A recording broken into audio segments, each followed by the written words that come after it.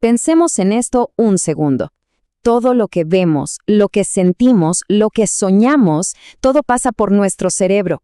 Pero, ¿alguna vez nos hemos preguntado cómo convierte el mundo real en un pensamiento? La respuesta está en un lenguaje oculto, un código secreto hecho de pura electricidad. Y bueno, hoy vamos a intentar descifrarlo. Esta pregunta es el punto de partida de todo, ¿no? Porque claro, un pensamiento no es algo que se pueda tocar o ver directamente. Pero les aseguro una cosa, al final de este recorrido tendremos una idea pero mucho más clara de su forma esencial. Aquí está la clave de todo. Hay que entender que el cerebro no habla español, ni inglés, ni ningún idioma que conozcamos. No. Su lenguaje es eléctrico. Absolutamente todo lo que experimentamos se traduce a un patrón de señales eléctricas que viajan, a velocidades de locura. Ok, entonces, si queremos entender este código tan especial, lo primero es conocer a quién lleva el mensaje, ¿cierto? Hablemos de los mensajeros, de esas células que son, literalmente, el hardware de nuestra mente. Y esa unidad fundamental, la protagonista de nuestra historia, es la neurona. Estas células súper especializadas son las responsables de generar y de transmitir esas señales eléctricas que cuando se juntan, ¡pum!, forman nuestros pensamientos. Una neurona, a grandes rasgos, tiene 3 partes clave. Primero están las dendritas, que son como sus orejas, ¿sí? Están ahí, escuchando y recogiendo miles de señales de otras neuronas. Luego, toda esa información llega al soma, el cuerpo de la célula, que funciona como un procesador. Suma todo y decide. Y si el resultado de esa suma es un adelante, entonces el axón, que vendría a ser la buca, dispara la señal para la siguiente neurona. Y el meollo del asunto, el centro de toda esta comunicación, es puramente eléctrico. La forma en que las neuronas hablan entre sí es básicamente cambiando el voltaje que tienen. Así de simple y a la vez así de complejo. Entonces, ¿cómo decide una neurona si va a hablar o se va a quedar callada? Bueno, todo se reduce a 2 estados básicos. Pensemos en esto como un calentamiento o un enfriamiento. La despolarización es cuando se calienta, se va acercando al punto de disparo. O la hiperpolarización, que es cuando se enfría, alejándose de ese punto para mantenerse en silencio. Pero, ¿qué pasa cuando ese calentamiento, esa despolarización, llega a un punto crítico? Bueno, ahí la neurona ya no susurra, grita. Manda una señal que es imposible de ignorar. Es el bit de información fundamental del cerebro. Este grito tiene un nombre técnico, potencial de acción, o, más fácil, un disparo. Es un pulso eléctrico estandarizado y su característica más importante es que es de todo o nada. O sea, o se dispara con toda su fuerza o simplemente no se dispara. No hay puntos intermedios. Es un sí o un no rotundo.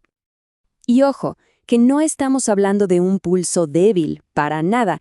En apenas un milisegundo, el voltaje de la neurona pega un salto de unos 100 milivoltios. A nivel celular es un evento eléctrico, súper dramático. Ahora, uno se podría preguntar, ¿por qué tan dramático? ¿Por qué este diseño de todo o nada? Bueno, es que es absolutamente crucial. Es lo que garantiza que la comunicación sea fiable, sobre todo a largas distancias. Con este sistema, el mensaje llega intacto, sin debilitarse ni distorsionarse por el camino. Pensemos que las pequeñas fluctuaciones eléctricas son como ondas en un charco, se desvanecen rápido. Pero el potencial de acción es diferente. Se regenera constantemente mientras viaja por el axón. Y esto es lo que asegura que la señal llegue al final del camino con la mismísima intensidad con la que empezó. Todo este proceso de disparo se puede resumir en 3 fases. Primero, se alcanza el umbral. La neurona recibe suficientes señales de «vamos» y se decide a actuar. Segundo, el disparo. Es un evento imparable que viaja por el axón. Y tercero, un breve descanso, el llamado periodo refractario, donde la neurona se reinicia para poder volver a disparar. Ok, perfecto. Pero aquí llegamos a una pregunta que es la madre de todas las preguntas. Si todos los disparos son idénticos, si son todos iguales, ¿cómo es posible que transmitan la increíble variedad de información que procesa el cerebro? Vamos a un ejemplo bien concreto para que se entienda. ¿Cómo sabe el cerebro la diferencia entre una caricia, un toque suave y un empujón firme? Si el bit de información, el disparo, es siempre el mismo, ¿dónde está el truco? Bueno, la respuesta no está en cómo es el disparo, sino en cuántos hay.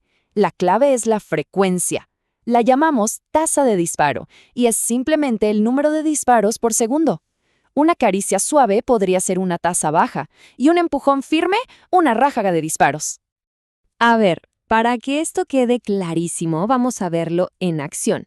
Miremos un ejemplo clásico del sistema visual, donde las neuronas son súper específicas con lo que les gusta ver. Aquí lo tenemos. Lo que vemos es la respuesta de una sola neurona a líneas con diferentes ángulos. Con una línea vertical, la neurona apenas se inmuta. Con la horizontal, un poco más, pero nada del otro mundo. Pero miren lo que pasa con la línea inclinada. Se vuelve loca, dispara a toda velocidad. Claramente, a este neurona en particular le encantan las líneas inclinadas. Entonces, la moraleja es simple. A mayor tasa de disparo, más le gusta el estímulo a la neurona. Este patrón de respuesta, este mapa que nos dice qué le gusta y qué no le gusta a una neurona, tiene un nombre técnico. Se llama curva de sintonización. Claro que descifrar todo este lenguaje no es tan fácil como parece. Los neurocientíficos tienen que usar herramientas matemáticas y estadísticas súper avanzadas para poder modelar y, ojalá, predecir estos patrones de disparo. Y para complicar las cosas, hay un pequeño detalle. Resulta que el cerebro es un poco ruidoso, es variable. Podemos mostrarle a una neurona la misma línea inclinada 100 veces y las 100 veces su patrón de disparos va a ser ligeramente diferente. Entonces, ¿cómo se lidia con esa aleatoriedad? Bueno, aquí es donde entra la estadística. Los científicos usan modelos como el proceso de Poisson. La idea es más o menos así. Es como predecir cuántas gotas de lluvia van a caer en un charco. Es imposible saber exactamente dónde y cuándo caerá cada una, ¿verdad? Pero sí podemos calcular un promedio, una probabilidad. Este modelo hace algo parecido para predecir los patrones generales en medio de todo ese ruido. Hagamos un resumen rápido de lo que hemos descifrado hasta ahora. Punto 1. Las neuronas son los mensajeros, y su idioma es la electricidad. Punto 2. Hablan con pulsos de todo o nada. Punto 3. El más importante. El mensaje no está en el pulso individual, sino en la frecuencia. Y punto 4. Como el sistema es ruidoso, se necesitan modelos estadísticos para poder entender qué están diciendo.